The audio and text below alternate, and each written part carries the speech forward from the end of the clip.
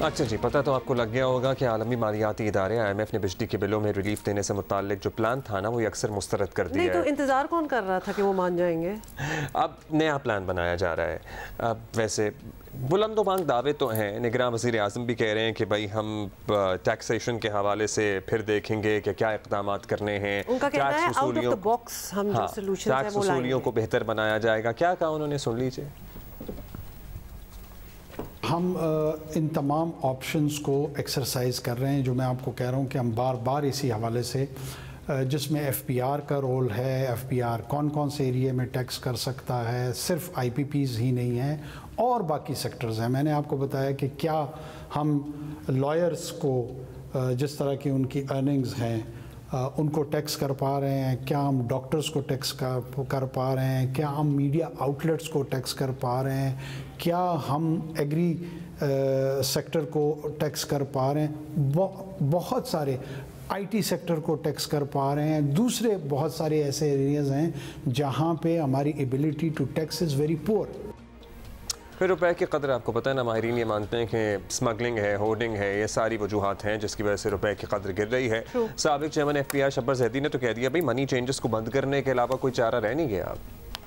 اچھا یہ بھی آپ کو یاد دلا دیں کہ یہ 2-3 روز پہلے آرمی چیف نے کراچی اور لاہور کے تاجروں سے ملاقات میں یقین دہانی کروائی ہے کہ منی ایکسچینج کو ٹیکس کے دائرے میں لایا جائے گا۔ ایک طویل فہرست ہے یقین دہانیوں کی جو آرمی چیف کی طرف سے کروائی گئی ہے، جس کے کچھ مثبت رجحانات سٹاک ایکسچینج میں بھی دیکھے گئے، کچھ روپے کی قدر بھی تھوڑی سی بہتر ہوئی، لیکن لیٹس سی کیا ہوتا ہے۔ دیکھیے پلان تو بہت ساری حکومتیں، سینئر صحافی مہتاب حیدر نے، ہمارے پاس ٹائم نہیں ہے تو جلدی سے ان سے بات کر لیتے ہیں کہ یہ بتا دیجئے گا کہ بجلی کے حالیہ بلوں میں پاکستانیوں کو کوئی ریلیف ملے، آئی ایم ایف نے تو obviously بالکل ہی نہ کر دی ہے، تو کیا آئی ایم ایف کی ہاں کے بغیر حکومت کے پاس کوئی آپشن ہے کہ عوام کو کچھ ریلیف مل سکے؟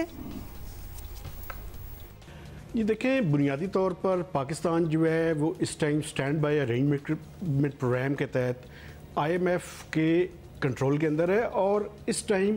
آئی ایم ایف کی مرضی کے بغیر کسی قسم کی ریلیف دینا اور جو بجٹ سے ریلیٹڈ ہو وہ آئی ایم ایف کی مرضی کے بغیر ممکن نہیں ہے۔ لیکن بنیادی طور پر ہمیں جو آئی ایم ایف سے ریلیف اس ٹائم ہم مانگ رہے ہیں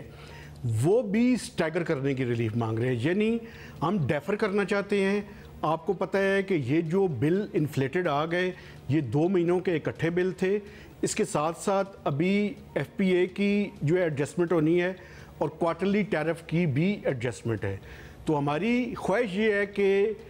اس کو سٹیگر کر کے جو ہے، چونکہ ونٹر میں بجلی کے بل کم آتے ہیں تو اس میں سٹیگر کر کے وہ بل وصول کیے جائے، لیکن یہ بھی اس ٹائم تک ممکن نہیں ہے جب تک آئی ایم ایف کی مکمل انڈورسمنٹ حاصل نہیں کی جائے گی، چونکہ پاکستان اس ٹائم آئی ایم ایف کے پروگرام سے باہر نہیں نکل سکتا، ہماری اکانومی اس ٹائم اس کو افورڈ نہیں کر سکتی۔ چلیے لیٹس سی پلان بی کیا بنا کے اب دوبارہ پیش کیا جاتا ہے ایم ایف کے سامنے۔ ڈالر کو کیسے کنٹرول کیا جائے گا، روپے کی گرتی قدر کو کیسے سنبھالا جائے گا، اس کو فوری طور پر کنٹرول کرنے کا کوئی طریقہ ڈیوائز کیا گیا ہے؟ دیکھیں، اس ٹائم جو سب سے امپورٹنٹ ہے وہ یہ ہے کہ جو کیئر ٹیکر فائنانس منسٹر اور کیئر ٹیکر پرائم منسٹر کے جو ایڈوائزر آن فائنانس ہیں ڈاکٹر وقار مسعود، یہ آئیں ایک اسٹریٹجی کے ساتھ، ایک کمیونیکیشن اسٹریٹجی کے ساتھ، اور یہ بتائیں کہ ڈالر کے انفلوز کتنے ہیں۔ دیکھیں، آئی ایم ایف کے پروگرام کا مقصد ہی یہ تھا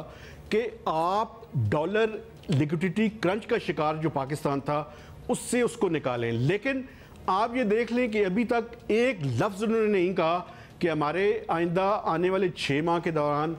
کتنے ڈالر انفلوز ہیں کہ جو آئیں گے، یا 4 ماہ کے دوران یا 6 ماہ کے دوران کتنے ڈالر انفلوز آنے ہیں۔ اور جو خبریں آ رہی ہیں وہ یہ ہیں کہ انفلوز کم ہیں، آؤٹ فلوز زیادہ ہیں۔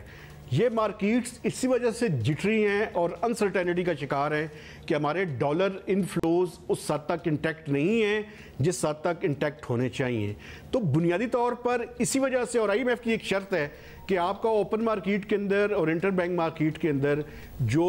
ریٹ کا فرق ہے وہ 1.25% سے زیادہ نہیں ہونا چاہیے۔ ابھی آپ دیکھ لیں تو یہ زیادہ ہے۔ ہم اس اسٹرکچرل بینچ مارک کو तसलसल के साथ ब्रीच कर रहे हैं, तो IMF के पास वापस जाएं, उनसे बात करें, क्योंकि इस स्ट्रक्चरल बेंचमार्क की मौजूदगी में ये जो डॉलर का अच्छा बेसिकली मेहताब हैदर साहब आपका कहना है कि IMF को मनाने की पूरी कोशिश करनी चाहिए बिकॉज उसके अलावा options are next to zero.